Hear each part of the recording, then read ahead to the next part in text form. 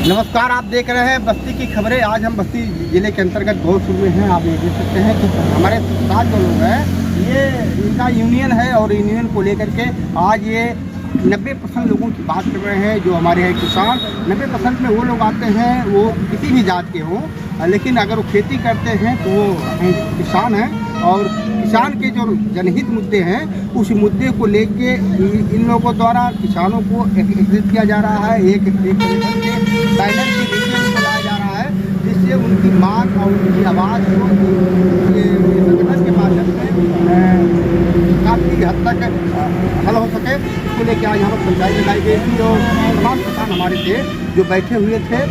तो भैया, आपका जो है संगठन का नाम क्या है? साथियों, मेरा नाम है, पहले मेरा नाम परिचय जानिए जी। मैं कृष्णचंद चौधरी, राष्ट्रीय उपाध्यक्ष, राष्ट्रीय मजदूर किसान संगठन। मैं संत कबीर नगर का रहने वाला हूं, लेकिन बस्ती में काम कर रहा हूं। पहले मैंने बस्ती जिले को जगाने का काम किया और यहाँ का लोगों का मुझे प्यार मिल रहा है। और संगठन का नाम आपको बता दिया, राष्ट्रीय मजदूर किसान संगठन है। इसके राष्ट्रीय अध्यक्ष हैं श्री डॉक्टर दीनानाथ पटेल जी। डॉक्टर साहब के बारे में हमने आपको बताया कि उत्तर प्रदेश में सबसे बड़े सर्जन हैं, सबसे कम फीस में लोगों की दवा करते हैं। 100 रुपया लेते हैं, 120 का वृक्ष देते हैं। ऑपरेशन अगर आपका 10,000 है, अगर आपके पास पैसे नहीं है, 5,000 है, 2,000 है, 3,000 है, जमा करिए, आप करवाइए, खुश होकर के जाइए, निरोग होकर जाइए। योगा भी कराते हैं, नीट की तैयारी भी कराते हैं। उन्होंने संगठन भी बनाया है। संगठन हमको उन्होंने एक प्लेटफार्म दिया है कि आप किसान और मजदूर के बीच में जाइए, जो उनकी समस्याएं हैं, उन समस्याओं के लिए आप कम से कम कुछ तो लड़िए। 100 काम लड़ोगे तो 2-4 काम जरूर होगा, क्योंकि इस भ्रष्टाचार के युग में आप देख ही रहे हैं कि 100 में 90 बेईमान, फिर भी भारत देश महान। इसके बाद कहा जाता मेरा भारत देश महान है। सब लूट ही रहे हैं और सबसे ज्यादा लूटा जा रहा है किसान और मजदूर।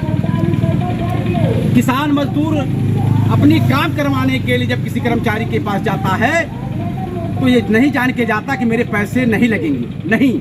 वो जब जाता तो 1,500 जेब में रख लेता है और जाता है काम करवाने के लिए।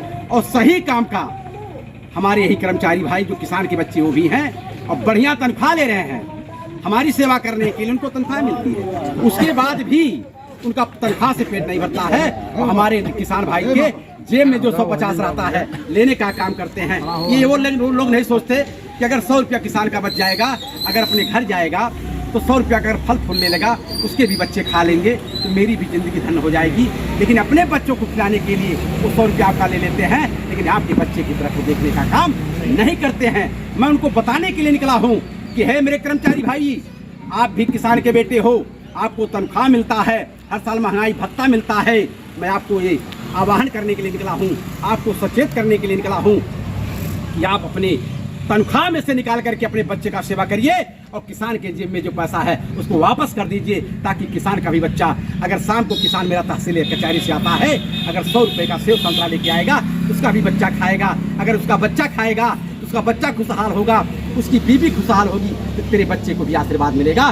तो साथियों, मैं यही लक्ष्य लेकर निकला हूँ और ये मैं लक्ष्य लेकर निकला हूँ कि अब बस्ती जिले में संगठन अगर मेरा मजबूत हो गया, आप लोगों का आशीर्वाद मिला, यहाँ के किसानों का हमको आशीर्वाद मिला, यहाँ मैं खरतौली से लेकर के गन्ने से लेकर के कोई भी लड़ाई लड़ना होगा, जिले से लेकर के थाने तक, तहसील से लेकर के जिले तक आप लोगों का सहयोग मिला तो मैं लड़ाई लड़ने का काम करूंगा। मैं जेल से नहीं डरता हूँ, न फांसी से डरता हूँ। मैं आपकी आवाज के लिए लड़ूंगा। और मैं बता दूं साथियों, इंसान की मौत निश्चित होती है। जब मौत आ जाएगी तो कोई बचा नहीं सकता, और मौत नहीं आएगी तो कोई मार नहीं सकता है। ये जज्बा लेके मैं निकला हूँ। हमारे सरदार भगत सिंह की धरती है, चंद्रशेखर आजाद की धरती है, बिस्मिल्लाह की धरती है। इस धरती पे डरने की जरूरत नहीं है। पहले अंग्रेज लूटते थे, आज मेरे भाई मुझे लूटने का काम कर रहे हैं। उनको मुझे सबक सिखाना है कि मेरे भाई आप सुधर जाओ, अब बस्ती जिले में लूट खसोट बंद होगी, ये तेरी में बेईमानी अब नहीं चलने पाएगी। अगर आप लोगों ने आशीर्वाद दिया, ये संगठन मेरा मजबूत हो गया। जी, हमारा दूसरी बात है कि आप लगातार गांव में भ्रमण कर रहे हैं, जगह जगह पर आपके कैंप लग रहे हैं और जगह जगह किसानों से बात हो रही है। जी सर। तो जो मुद्दे निकल के आ रहे हैं, ये कौन से मुद्दे निकल के आ रहे हैं? देखिए सर, मैं बताऊं, अभी तो मैं गांव में, मेरा संगठन नया है जी, मैं अभी गांव में जा रहा हूं।